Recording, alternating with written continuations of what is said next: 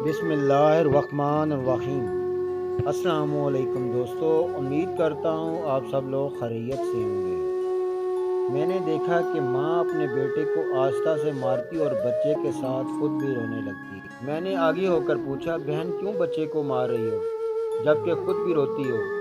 उसने जवाब दिया, भाई आपको तो मालूम है कि इसके वालिद अल्लाह को प्यारे हो गए हैं और हम बहुत गरीब हैं। मैं लोगों के घरों में मजदूरी करती हूँ, उसकी पढ़ाई का मुश्किल से खर्चा उठाती हूँ। ये कम बख्श स्कूल रोज़ाना देर से जाता है और रोज़ाना घर देर से आता है। जाते हुए रास्ते में कहीं खेल कूद में लग जाता है और पढ़ाई की तरफ ज़रा भी तवज्जो नहीं देता, जिसकी वजह से रोज़ाना अपने स्कूल की वर्दी गंदी कर लेता है। मैंने बच्चे और उसकी माँ को थोड़ा सा समझाया और चल दिया। एक दिन सुबह सुबह सब्जी मंडी कुछ सब्जी वगैरह लेने गया तो अचानक मेरी नज़र उसी 10 साला बच्चे पर पड़ी जो रोज़ाना घर से मार खाता था। क्या देखता हूँ कि वो बच्चा मंडी में फिर रहा है और जो दुकानदार अपनी दुकानों के लिए सब्ज़ी खरीद कर अपनी बोरियों में डालते तो उनसे कोई सब्ज़ी ज़मीन पर गिर जाती और वो बच्चा उसे फ़ौरन उठाकर अपनी झोली में डाल लेता। मैं ये माजरा देखकर परेशानी में मुब्तला हो रहा था कि चक्कर क्या है। मैं इस बच्चे को चोरी चोरी फॉलो करने लगा।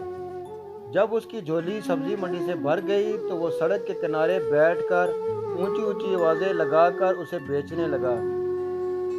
मुंह में मट्टी, गंदी वर्दी और आंखों में नमी के साथ ऐसे दुकानदार ज़िंदगी में पहली बार देख रहा था।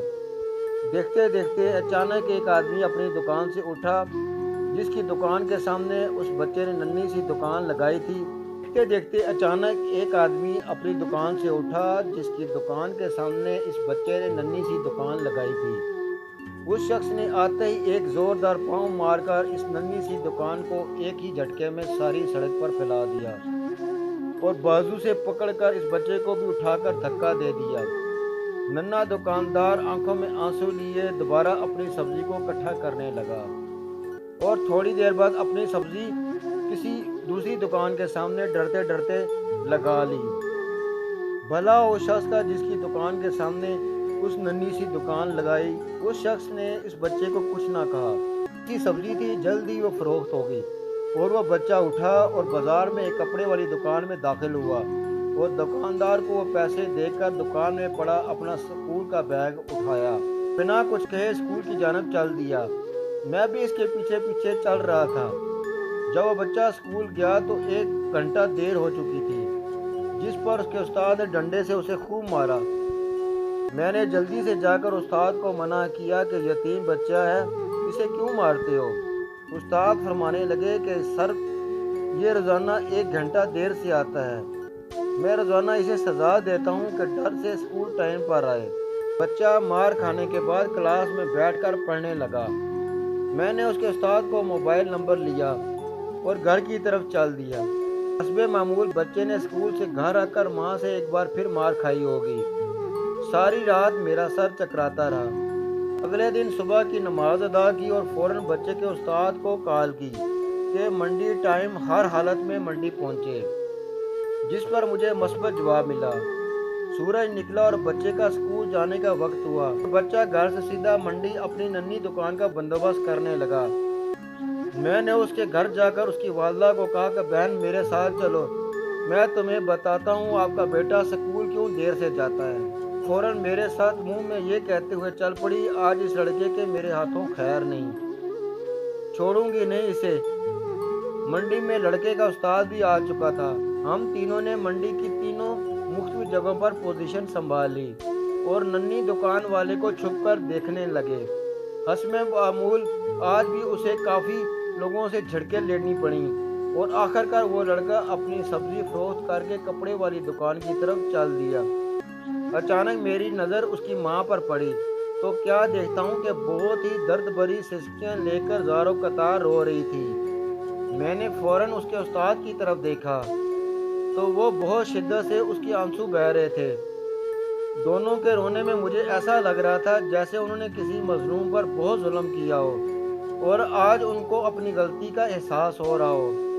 उसकी माँ रोते रोते घर चली गई اور استاد بھی سسکیاں لیتے ہوئے اسکول چلا گیا۔ حسب معمول بچے نے دکاندار کو پیسے دیے اور آج اس کو دکاندار نے ایک لیڈی سوٹ دیتے ہوئے کہا کہ یہ بیٹا آج سوٹ کے سارے پیسے پورے ہو گئے ہیں، اپنا سوٹ لے لو۔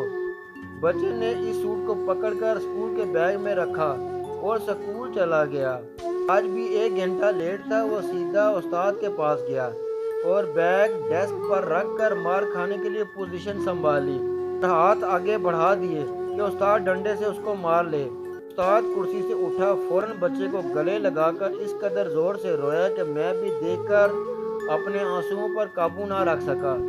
میں نے اپنے آپ کو سنبھالا اور آگے بڑھ کر استاد کو چپ کرایا اور بچے سے پوچھا کہ یہ جو بیگ میں سوٹ ہے وہ کس لیے ہے؟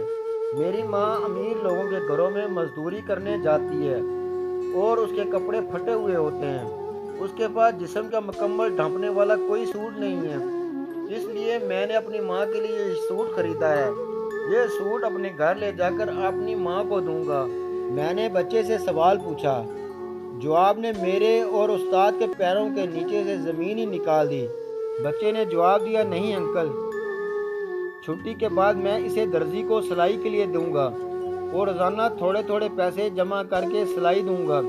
جب سلائی کے پیسے پورے ہو جائیں گے تب میں اسے ماں کو دوں گا۔ استاد اور میں یہ سوچ کر روتے جا رہے تھے کہ ابھی اس معصوم کو اور منڈی جانا پڑے گا اور لوگوں سے دھکے کھانے پڑیں گے اور ننھی دکان لگانی پڑے گی۔ آخر کب تک؟ غریبوں کے بچے ننھی دکانیں لگاتے ہیں اور آخر کب تک؟ اس واقعے سے ان لوگوں کو عبرت حاصل کرنی چاہیے جن کے پاس رب کا دیا سب کچھ ہے مگر ناشکری ان کی زبانوں سے جاتی نہیں، حرص و ہوس کم نہیں ہوتی۔